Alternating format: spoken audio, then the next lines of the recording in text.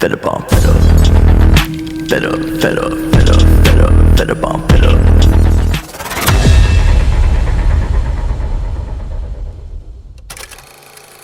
ஹே guys எல்லாரும் எப்படி இருக்கீங்க? இனி நம்ம என்ன அனிமே பார்க்க போகிறோம்னா மை ஹீரோ அகாடமியாவோட சீசன் 7 எபிசோட் நம்பர் 9 தான் பார்க்க போகிறோம். இதுக்கு முன்னாடி அப்லோட் பண்ண எபிசோட்ஸை நீங்கள் பார்க்கலாம். டிஸ்கிரிப்ஷனில் லிங்க் தரேன், மறக்காமல் போய் பார்த்துட்டு வந்துருங்க. சரி வாங்க நம்ம டைம் வேஸ்ட் பண்ணாமல் கதைக்குள்ளே போயிடலாம்.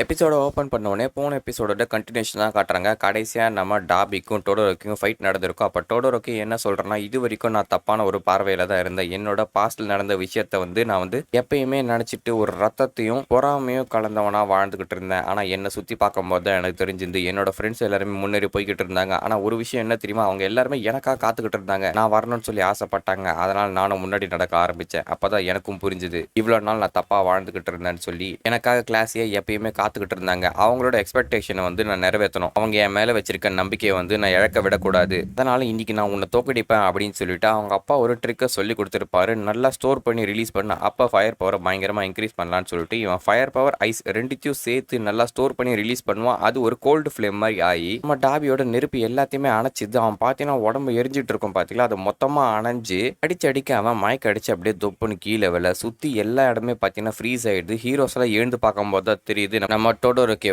டாபியை சக்சஸ்ஃபுல்லா தோக்கு அடிச்சிட்டான்னு சொல்லிட்டு இந்த சண்டையில கிடைச்ச ஒரு முதல் வெற்றியை தான் பாக்குறாங்க. ஏன்னா ஒரு பயங்கரமான வில்லனான டாபியை அவன் தோக்கு அடிச்சிட்டான். இவ்வளவு நாள் போராட்டத்துக்கு ஒரு நல்ல விஷயம் நடந்த மாதிரி தான் அங்க இருக்க எல்லாருமே சந்தோஷப்படுறாங்க. இந்த இன்ஃபர்மேஷனை எல்லாருக்குமே இன்ஃபார்ம் பண்ணணும். ஏன்னா இந்த சண்டையில நம்ம கிடைச்ச முதல் வெற்றி இது அப்படின்னு சொல்லிட்டு அங்க இருக்க மிச்ச வில்லன்ஸ் எல்லாம் அடிச்சு போட்டுட்டு இருக்காங்க. கடைசி அங்க ஒரே ஒரு நோமு மட்டும் இருக்கு. அங்க இருக்கிறதுலே சரியான ஃபைட்டர் டாபி இல்லையா, அவனே அடிச்சு போட்டதுனால அந்த நோமு மத்த ஹீரோஸ் எல்லாருமே போய் அட்டாக் பண்ணிக்கிட்டு இருக்காங்க. அட்டாக் பண்ணி அதையும் பாத்தீங்கன்னா அடிச்சு போட்டுறாங்க.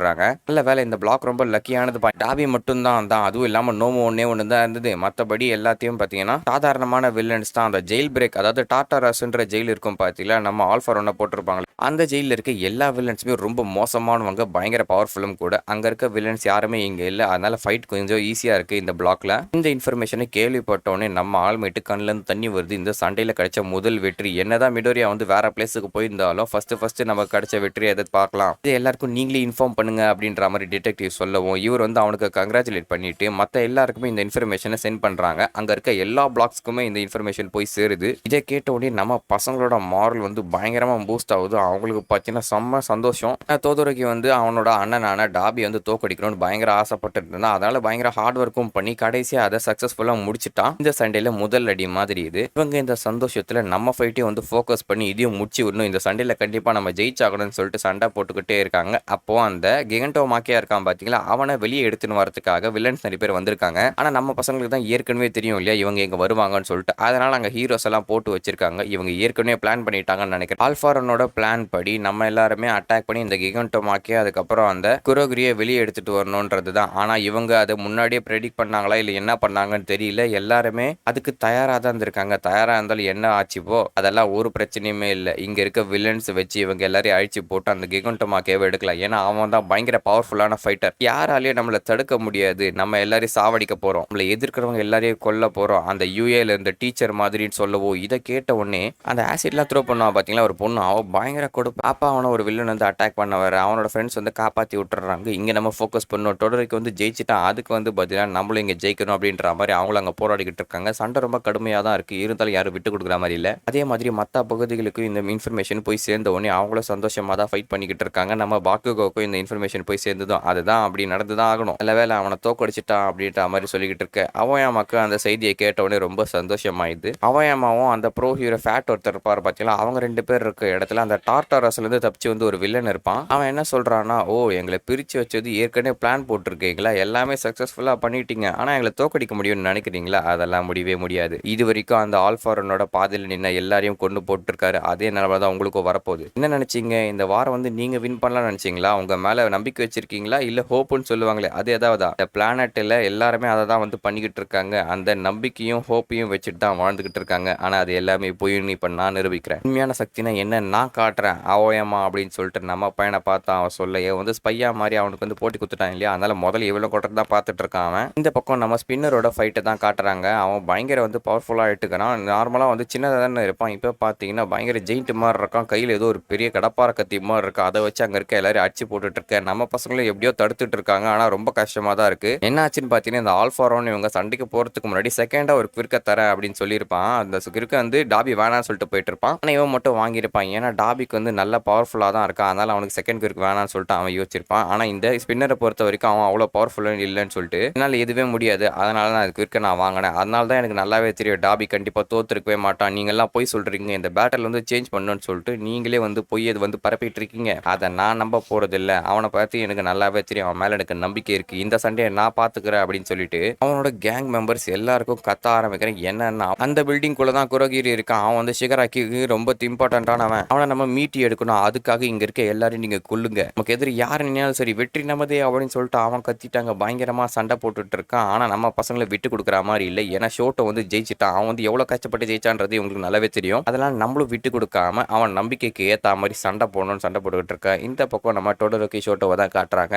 பயங்கர டயர்டா இருக்கா. சரியான அடியெல்லாம் வேற பட்டுட்டு இருக்கு. பக்கத்துல நம்ம டென்னியா வந்து உட்காந்துட்டு இருக்கு. அவனோட வந்து இன்ஜின் ஸ்டாப் ஆயிடுச்சு. நான் மன்னிச்சிருப்பா அப்படின்ற மாதிரி சொல்லு. நீ ஏன்டா சாரி கேட்குற அப்படின்ற மாதிரி தான் பார்த்துட்டு இருக்கான். ஏன்னா அவன் பயங்கரமான ஒரு ஃபைட்டை போட்டு ஒரு மிகப்பெரிய வில்லனே தோக்கடிச்சிட்டான். ஆனா பாத்தீங்கன்னா அவ்வளோ அடி வாங்கியிருப்பான் இல்லையா டாபி. அந்த அடி வாங்கின பிறகும் அவனோட பவரை ஓவர் யூஸ் பண்ண பிறகும் அவனுக்கு வந்து பாத்தீங்கன்னா மூச்சு வந்துட்டு இருக்கும். இதை பார்த்து தான் அங்க இருக்கவங்களும் ஆச்சரியமா பார்த்துட்டு இருக்காங்க. மனுஷனாடா இவன் அப்படின்னு. இந்த பக்கம் ஆல்ஃபா ஒன்னு கூட நம்ம எண்டவரும் அதுக்கப்புறம் ஹாக்ஸோட ஃபைட்டை தான் காட்டுறாங்க. அவன் பார்த்தீங்கன்னா இந்த நியூஸை கேட்டோடனே பயங்கர சந்தோஷமாகறான் எண்டவர். இப்போ ஆல்ஃபா ரோன் இவனை வெறுப்பேற்றதுக்காக என்ன பண்றான், என்னப்பா கண்ணீர் விடுறியா, அவ்வளோ ஆனந்தமா இருக்கியா, இந்த தப்புக்கெல்லாம் காரணமே நீதான்றதை மறந்துட்டியான்னு சொல்லிட்டு அவனை தூண்டி விட்டுட்டு இருக்கான். டோயாவை தனிமையில விட்டதும் சரி, உன்னோட செகண்ட் பையன் ஷோட்டோ அவனை போட்டு நீ கொடுமை பண்ணதும் சரி, எல்லாமே உன்னோட தப்பு தான். இப்போ அந்த தப்பு எல்லாத்தையும் கரெக்டாக்க போறியா? அது எல்லாமே ஹீரோஸ் வந்து மக்களை ப்ரொடெக்ட் பண்றதுக்காக பண்ணணும்னு சொல்ல போறியா? இது எல்லாமே தப்பு தம்பி. இந்த மொத்த பிரச்சனைக்கும் மூல காரணமே நீதான், நம்பர் 1 ஹீரோ அப்படின்னு சொல்லவும் இதை கேட்டவனே ஒரு பயங்கரமான டென்ஷன் ஆயிடுறாரு. இவன் பார்த்தீங்கன்னா இந்த மாதிரி தூண்டுதல் பண்ணி அவங்களை ரொம்ப கோவப்படுத்தி அதுக்கப்புறம் அவங்களை வந்து ஏடாகூடமா அட்டாக் பண்ண வச்சு அடிப்பான். நம்ம ஆல்மைட்டு அந்த மாதிரி தான் பண்ணியிருப்பான். இவன் கூட சண்டை போடுறதுக்காக நம்ம ஆளுங்க பயங்கரமான ஒரு பிளானை போட்டு வந்திருப்பாங்க. அவனுக்கு ஒரு வீக்னஸ் இருக்கு. அது என்னன்னா அவனோட மாஸ்க் தான். அந்த ஜெயில் பிரேக் பண்ணும் போது மாஸ்க் வந்து வச்சுக்கிட்டே தான் இருந்தான் அப்படின்னா அது வந்து அவனுக்கு தேவை. அப்படிப்பட்ட அந்த மாஸ்க் எடுத்துட்டோம்னா அவனை டிஃபீட் பண்றதுக்கான சான்ஸ் இருக்குன்றத சொல்லவும் இதை கேட்ட ஜீனிஸ் என்ன சொல்லுவார்னா, அப்படின்னா அந்த மாஸ்க் நீ எய்ம் பண்ணி அடிக்கலாம். ஆனா அது அவனுக்கு நல்லாவே தெரியும்ப்பா அது அவனோட வீக்னஸ்னு சொல்லி. அப்படின்னா அவன் எவ்வளோ ஹார்டா அதை வந்து ப்ரொடெக்ட் பண்ணுவான்றது உங்களுக்கு நல்லாவே தெரியும். எப்படி உங்களால பண்ண முடியும்? ஹாக்ஸ் உன்னோட ஃபுல் பவர் உங்ககிட்ட இல்லைன்னு சொல்லுவோம். எனக்கு அது நல்லாவே தெரியும். ஆனா பெரிய கும்பலை வச்சு அட்டாக் பண்ணா அவன் நம்மளோட குவிக்ஸ் எல்லாம் எடுத்துருவான். அதனால தான் ஷார்ட்டான கும்பல் நானும் இவரும் மட்டும் போறோம்.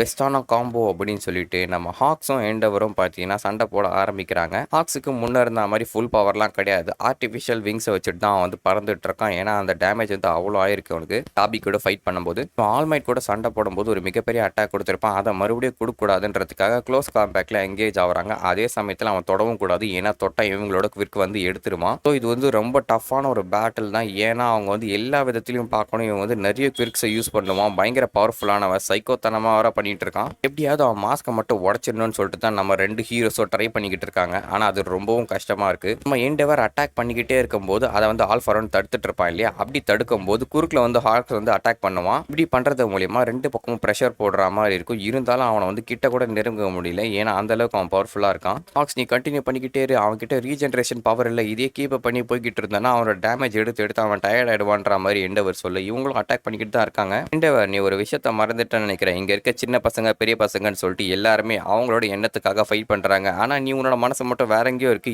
ஏன் உன்னோட கிரேட்டஸ்ட் சக்சஸ் ஆன டோடோரோக்கியும் அதுக்கப்புறம் ஃபெயிலியர் ஆன டோயா 2 பேரும் சண்டை போட்டாங்க. அதுல வந்து உன்னோட ஃபெயிலியர் அவன் தோக்கடிச்சிட்டான். அதை வந்து நீ சந்தோஷப்படணும் தானே. அதை விட்டுட்டு ஏன்டா சோகமா இருக்க அப்படின்னு சொல்லிட்டு இவனை வெறுப்பேற்றிட்டு இருக்கான். ஏன்னா இந்த மாதிரி நிறைய டைம் பண்ணியிருக்கான். ஏன் நம்ம ஆல்மைட் கூட சண்டை போடும் போதே அந்த ஷிகராக்கி வந்து யாரோட பேரன், இவங்களோட டீச்சரோட பேரன் அப்படின்ற உண்மையை உடைச்சி இவரோட மனசை வந்து லைட்டா கலங்கப்படுத்திருப்பான். அந்த மாதிரி தன்னோட எனிமியோட வீக்னஸை பார்த்து அதை வச்சு நேக்கா பேசி அவங்கள வெறுப்பேற்றி அவங்கள கோவப்படுத்த வச்சு அவங்களோட மைண்டை வந்து குழப்பி விட்டுருவான். இது மூலியமா ஈஸியாக அவங்கள அட்டாக் பண்ணிடலாம். நம்ம ஹாக்ஸும் பார்த்தீங்கன்னா அவனோட பேச்செல்லாம் நீங்க கேட்கவே கேட்காதீங்க, அவன் நம்மளை குழப்ப தான் ட்ரை பண்றான், அவனை அட்டாக் பண்ணுங்கன்றத சொல்லுவோம். இதை கேட்காத எண்டவர் என்ன பண்ணிடுறான்னா பயங்கர டென்ஷன் ஆயிடுறான். கோவத்தோட நுனியில இருக்கும்போது அந்த ஆல்ஃபா ரோன் கடைசி ஒரு ஃபைனல் டச் கொடுக்குறான். அது என்னன்னா டோயாவோட பாடி ஒன்னால ஃபைன் பண்ண முடியல. ஏன் நீ தேடவே இல்லை, அவன் ஒரு ஃபெயிலியர்னு சொல்லிட்டு நீ தூக்கி போட்டுட்ட. அதனால தான் நான் அவனை தூக்கி வளர்த்தேன். நீ எனக்கு தான்டா நன்றி சொல்லணும் திரும்பவும் அவனை பார்த்ததுக்குன்றத சொல்லவும். இது கேட்ட உடனே உனக்கு பயங்கரமான ஒரு கோவம் வருது. அடக்கி வச்சிருந்து எல்லா கோவத்தையும் வெளியிடுறான். ஏன்னா நம்ம ஹாக்ஸ் மாதிரி அவனால் அவனோட பாஸ்ட்ல இருந்து செப்பரேட் ஆக முடியாது. ஏன்னா அவன் வந்து அந்த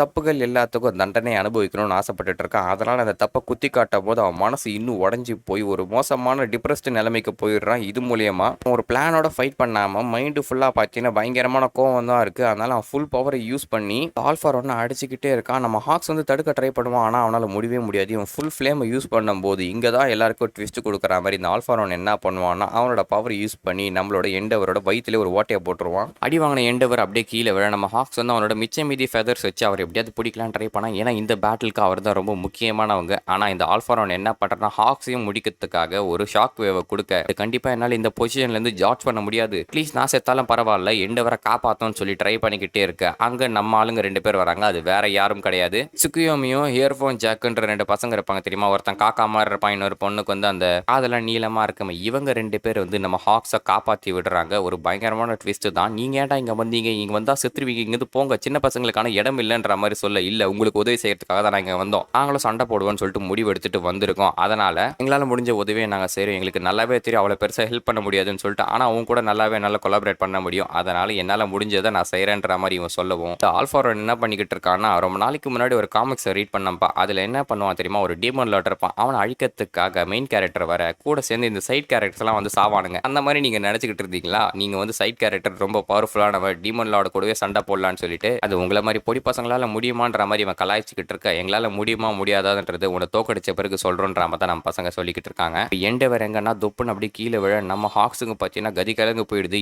அவர் தான் இந்த ஃபைட்டுக்கான மெயின் ஃபிகர், ஆனால் அவரே இப்போ அடிப்பட்டு கீழே விழுந்துட்டாரு. அந்த எமோஷன்ஸை வச்சு அவன் ஈஸியாக அடிச்சு போட்டுட்டான். அவர் என்ன பண்ணுறாரு அப்படின்ற மாதிரி பார்க்க அப்படியே கீழே காட்டுறாங்க. வயிற்றுலேருந்து பார்த்தீங்கன்னா பொலபலன்னு ரத்தம் ஊற்றிக்கிட்டே இருக்கு. ஜஸ்ட் மிஸ்ஸில் அவரோட லங்ஸ் வந்து பார்த்தீங்கன்னா தப்பிச்சிடுது. ஆனாலும் பயங்கர அடி வாங்கியிருக்காரு. தேவையில்லாமல் எதுக்காக நான் கோவப்பட்டேன், நான் வந்து எல்லாத்தையும் மாற்றணும்னு நினச்சேன், இங்கே மறுபடியும் அந்த தப்பு செஞ்சுக்கிட்டு இருக்கேனே, அந்த மாதிரி தான் இவர் வந்து யோசிச்சுக்கிட்டு இருக்காரு. ஏன்னா இந்த நடந்த எல்லா ஒரு பிரச்சனைக்குமே இவர் தான் ஒரு மூல காரணம். ஃபேமிலி இப்படி ஆனதுக்கும் சரி, இந்த அளவுக்கு வந்து பிரச்சனை ஆனதுக்கு எல்லாத்துக்குமே இவர் எடுத்த டிசிஷனால் தான் இந்த மாதிரி ஆயிருக்குன்றது இவருக்கு நல்லாவே தெரியும். இருந்தாலும் அது எல்லாத்தையும் மாற்றணும்னு சொல்லி தான் ஆசைப்பட்டிருப்பாரு. கடைசியில் பார்த்தீங்கன்னா அதையும் மாற்ற முடியாமல் கோவப்பட்டு மறுபடியும் அடி வாங்கி கீழே விழுந்திருக்காரு. இதனால் இவர் வந்து வெளியில் இருக்க 2 பேர் இங்கே திரும்ப வர வரைக்கும் இந்த ஃபைட்டை வந்து நம்ம கீப் அப் பண்ணோம். அதனால் இப்போதைக்கு நம்ம தான் வந்து ஆல்ஃபாரோட தடுத்துட்டு இருக்கணுன்ற மாதிரி தான் மேலே ஹாக்ஸ் யோசிச்சுட்டு இருக்கான். ஆனால் அது வந்து ரொம்பவும் கஷ்டமான விஷயம். இந்த பசங்களையும் பாதுகாக்கணும், அவனை வந்து கொன்றக்கூடாது, அதே சமயத்தில் இவனையும் தடுக்கணும். என்னடா பண்ணுறது, ரொம்ப மோசமான நிலைமையில் இருக்குமேன்ற மாதிரி தான் யோசிச்சுக்கிட்டு இருக்கான். இருந்தாலும் சுக்கியாமே வந்து ஏற்கனவே ஒரு வாட்டி ஹாக்ஸை காப்பாற்றிருப்பா. அதனால என்ன பண்ணுறான், திரும்பவும் என்னை காப்பாற்று ஹீரோ அப்படின்ற மாதிரி சொல்லுவோம். கண்டிப்பாக நான் காப்பாற்றுவேன்ற மாதிரி தான் அந்த பையன் சொல்லிட்டு இருக்கான். இதை வந்து என்னால் கண்டினியூ பண்ண முடியாது, இந்த பொடி பசங்க கூட சண்டை போட்டுக்கிட்டு இருந்தால் என்னால் சிகராக்கியை போய் காப்பாற்ற முடியாது, முதல்ல அதை தான் நான் ப்ரையாரிட்டியாக பண்ணணும். எண்டவரும் இப்போ அடி வாங்கி கீழே விழுந்துட்டான், ஆனால் அவன் கம்ப்ளீட்டாக சாகலை. அதனால அவன் திரும்ப எழுச்சி நிற்பான். அவன் திரும்பி எழுச்சி நிற்கிற வரைக்கும் இவங்க என்ன தடுக்கணும் ட்ரை பண்ணிக்கிட்டு இருக்காங்க. அது நடக்கவே நடக்காது. இந்த 2 பறவைங்களையும் நான் சாவடிக்கிறேன். இப்போ பெஸ்ட்டான மூவ் மேக் பண்ணுறது யார் மேலேனா இவன் மேலே தான் அப்படின்னு சொல்லிட்டு இப்போ 2 பசங்க மேலே அட்டாக் பண்ணிக்கிட்டு இருக்கான். அப்படி பண்ணும்போது ஜஸ்ட் மிஸ்ஸில் பார்த்தீங்கன்னா நம்ம ஹாக்ஸ் என்ன பண்ணுறாருன்னா அவங்க 2 பேரையும் காப்பாற்றி விட்டுறாரு.